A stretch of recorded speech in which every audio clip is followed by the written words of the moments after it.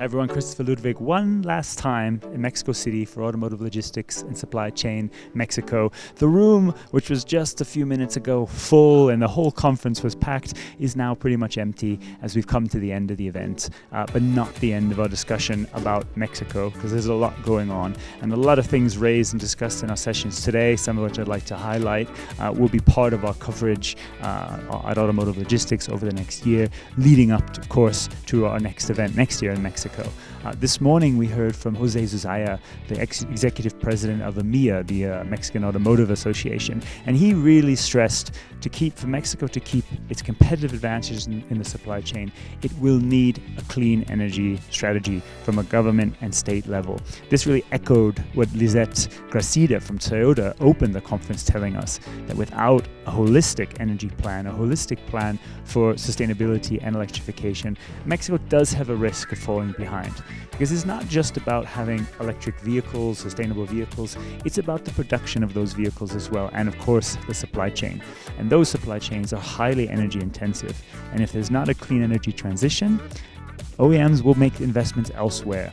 And to that extent, the US even becomes something of a competitor for Mexico. So it was a really important point at a government level for the industry to recognize, and I think for OEMs and tier ones to try to influence the government more to make sure that it builds this plan and works with the industry to do it.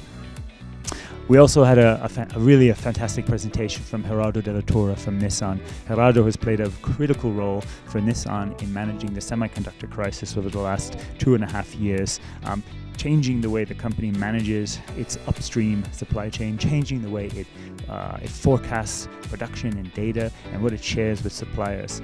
And he really explained the role that this integrated partnership could play both within Nissan and across its logistics providers. And he won a prestigious award from Nissan for this. And there's a lot of lessons to build on, which we talked about with other experts, to build on that to avoid or at least mitigate future crises.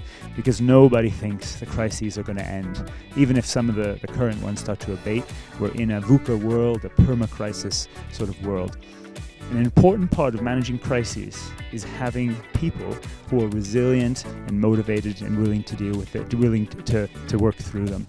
And that's why we had sessions focusing on talent, where we talked about the skills needed in future to develop and what kind of investments and training were needed. So we had great insight from American Axle and from Honda, talking about how their companies are building strategies to provide the soft skills, hard skills for their employees now and in future.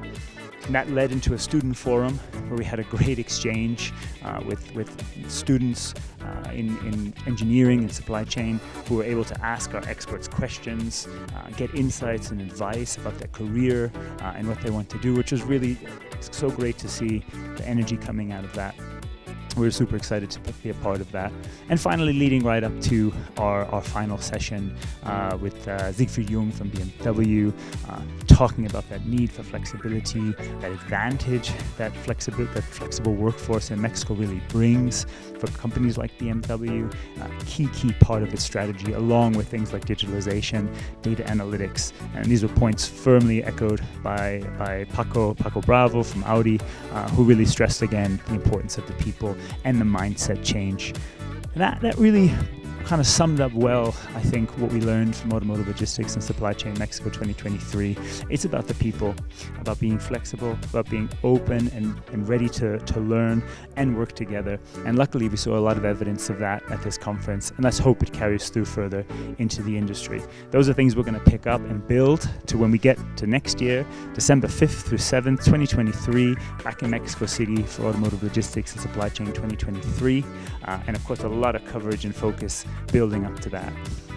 So for that, you probably heard enough from me. I think it's time for a margarita, if I'm honest. But it's been such a pleasure to share these highlights and insights with you on LinkedIn and on YouTube along the way. And we look forward to sharing more. The whole conference, more videos will be available on demand soon on our website. And we can't wait to share it with you.